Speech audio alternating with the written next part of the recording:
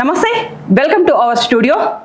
కొన్ని రంగాలు కేవలం పురుషులకు మాత్రమే పరిమితం అనే భావన అనాదిగా సమాజంలో వేళ్ళునుకుపోయింది.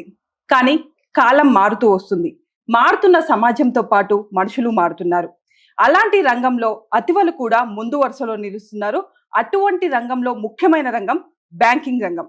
ఈ బ్యాంకింగ్ రంగంలో లోన్స్ విషయంలో కానీ ఆర్థిక లావాదేవీల విషయం పెద్ద ఎత్తున నడుస్తూ ఉంటుంది. ఇటువంటి రంగంలో ముందు వరుసలో నిలుస్తారు సామా స్వరూప గౌడ్ గారు. ఇప్పుడు ఈ లోన్స్ లో ఎన్ని రకాల లోన్స్ మీరు చేస్తారు మేడం? 5 lakhs నుండి 100 CR వరకు లోన్ ఫెసిలిటీ చేపిస్తాను నేను టోటల్. ప్రాజెక్ట్ లోన్ అంటే ఏంటి? మనకి ఉన్న వాల్యూ కంటే తక్కువలో వస్తాయి ప్రాపర్టీస్.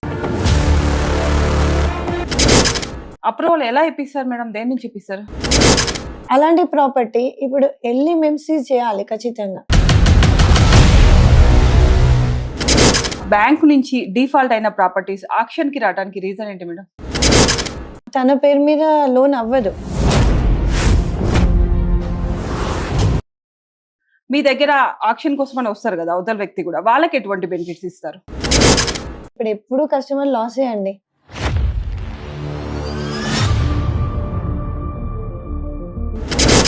అంటే బ్యాంక్ ఆక్షన్ కంటే మీరు ఇంకొంచెం ₹1 ఎక్కువ ఇస్తారు వాళ్ళకు కూడా. ఇంకా అత్యంతరం లేని పొజిషన్ లో వాళ్ళు వదిలేసుకోవడం తప్పదు అంతే.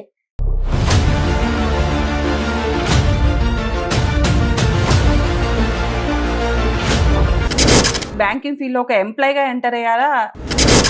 అంటే మనకి డబ్బు ఎంత వాల్యుబుల్ అనేది తనని చూసి నేర్చుకున్నా. ఇంకా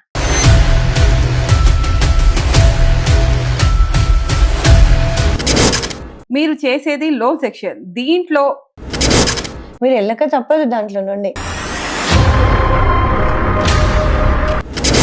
ఎలా డీల్ చేస్తారు మేడం వాటిని?